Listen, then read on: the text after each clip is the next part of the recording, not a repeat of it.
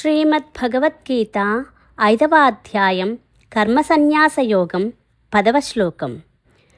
బ్రహ్మణ్యాధాయ కర్మాణి సంగం త్యక్త్వా కరోతి యః లిప్యతే న స పాపేన పద్మపత్రమివాంభస. ఈ శ్లోకం యొక్క తాత్పర్యం శ్రీకృష్ణుడు పలికెను: కర్మలన్నింటినీ భగవదర్పణము గావించి ఆసక్తిరహితముగా కర్మలనాచరించు వానిని తామరాకుపై నీటి బిందువుల వలె పాపములు అంటవు. ఈ శ్లోకం యొక్క వివరణ. జ్ఞానికి ఏమవుతుందో ముందు 2 శ్లోకాల్లో చూసాము. జ్ఞాని తమ పారమార్థిక సత్యమని, అంటే ఆత్మ అని తెలుసుకుంటాడు.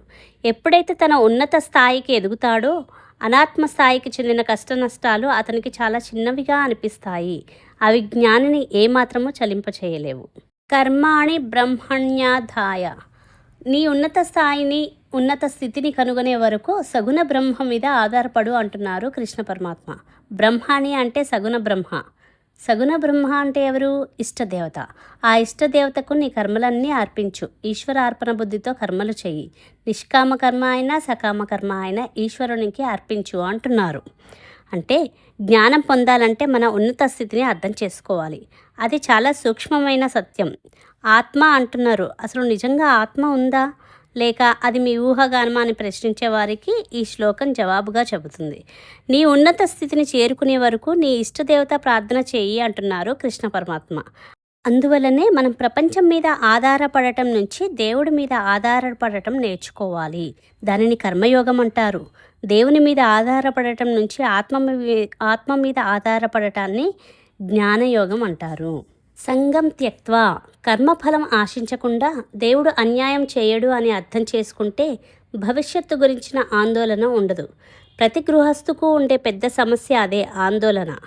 నాకేమైనా పర్వాలేదు కానీ నా పిల్లలకి ఏమీ కాకూడదు అనుకుంటారు. కర్మయోగి భవిష్యత్తు గురించిన ప్రణాళికలను వేస్తాడు, కానీ ఫలం ఏదొచ్చినా ఆందోళన చెందడు. అందువల్ల అర్జున, నీ కర్మలను ఈశ్వరునికి అర్పించి ఫలం గురించి ఆశించకు. దానివల్ల కలిగే ఫలం ఏమిటి అంటే సపాపేన నలిప్యతే. ఏ పాపము అతన్ని అంటదు. చిత్తశుద్ధి కోసం ప్రార్థన చేస్తే ఆ కర్మ సరిగ్గా చేయకపోయినా ఏ పాపము అంటదు. కర్మయోగికి అసలు పాపభయం అనేది ఉండదు. అందువల్ల అతని జీవితం ఎలా ఉంటుంది అంటే పద్మపత్రం అంబస ఇవ. తామరాకు మీద నీటి బొట్టులా ఉంటుంది. గృహస్థాశ్రమంలో ఉంటూ కూడా చెక్కు చెదరని చిరునవ్వుతో ఉంటాడు అంటున్నారు కృష్ణ పరమాత్మ. హరే కృష్ణ.